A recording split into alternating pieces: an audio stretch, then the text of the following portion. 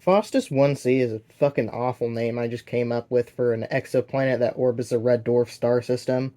You see, the trouble is that the native inhabitants don't speak English. The due date for this project is coming up. Faustus is the star.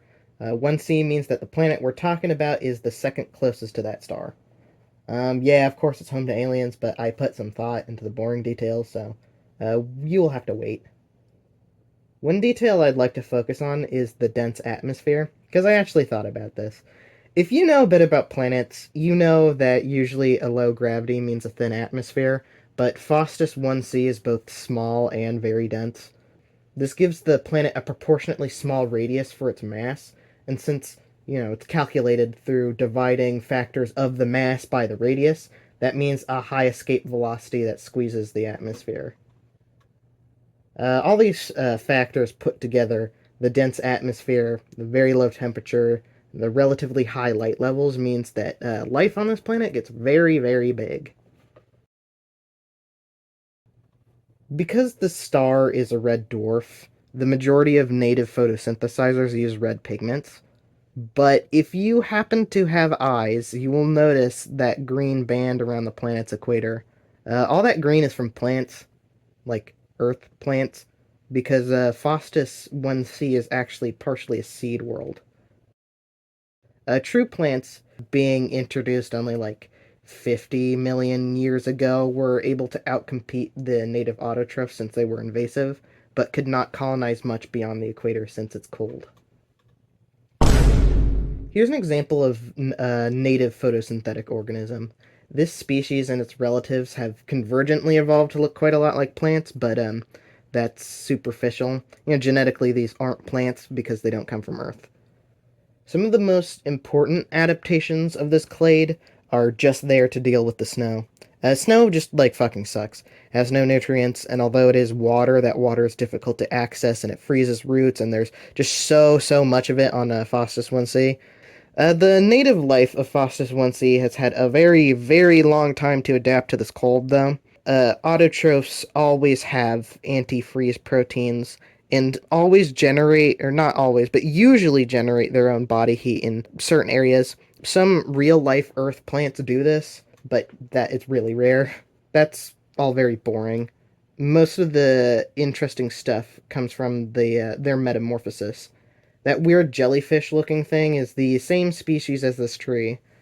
Most autotrophs spend their early lives in mobile forms, which means that they can disperse themselves and pollinate each other without the use of other species. These mobile forms fill a niche very similar to Earth insects, and they're often really important to the functioning of their ecosystem. They're small in size, but large in numbers and biomass, and they're more nutrient dense than their mature counterparts. The use case of temporary mobility for this specific species is finding minerals and nutrients they can't access early in their lives when they're just starting to put down their roots and burrowing through all that snow. They have a bell like a jellyfish, and not only does that allow them to take flight in the low gravity, it also allows them to shovel snow off of them and avoid getting buried when they're small and flat. Many species use this metamorphosis in different ways, though. Some are neotenous and stay in a mobile juvenile state throughout their entire lives.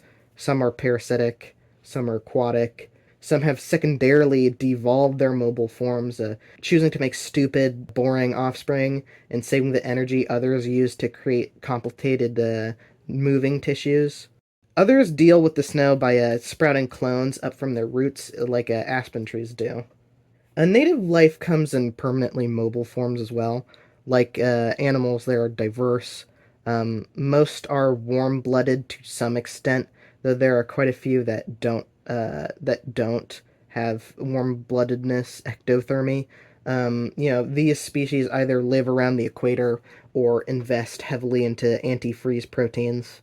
Most fully mobile organisms on land descend from a radially symmetric ancestor.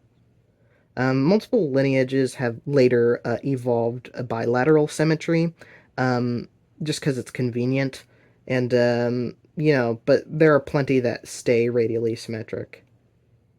That does seem a lot like just weird animals They're basically just the inverse of starfish. So I had to think of something genuinely strange, and that is the way they reproduce. All reproduction is done asexually.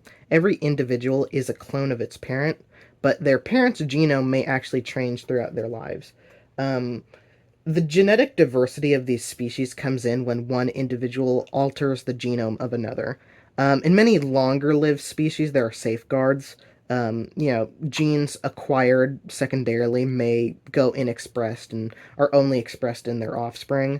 And there's opportunities to change those acquired genes later in life if you find a more desirable individual. In species where, these genes aren't safeguarded and they are expressed, genetic illness may actually become transmittable. This method of reproduction results in a lot of competition. It's not just your kid's genome that's potentially on the line. Species with distinct sexes, you may find big size differences, a lot of fighting. And in hermaphroditic species, they may take the path of the snail and do shit like penis fencing. I'll leave you to imagine what that means. So the animals. The true animals, the ones that descend from Earth, are evolved from a few species from Eocene Antarctica.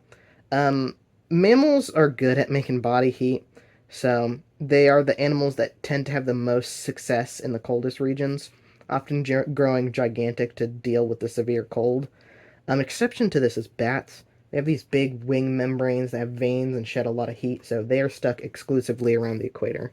Birds are also pretty good at dealing with cold. They're mesothermic. They don't shed heat through their feathers. Um, they have heat trapping integument. Cold-blooded reptiles, on the other hand, they live exclusively around the equator with bats. They often brumate during the dark season because it does get quite cold. Some particularly agile Sebecosuchians follow their prey in these giant migrations across the world, moving in time with the rotation of the planet, so they're permanently in daytime. Diets are mainly separated into two large categories: things that eat native life and things that don't. This distinction, in a lot of ways, is more important than carnivore and herbivore. The earth life and native life, though they're both carbon based, are made out of different stuff and function very differently.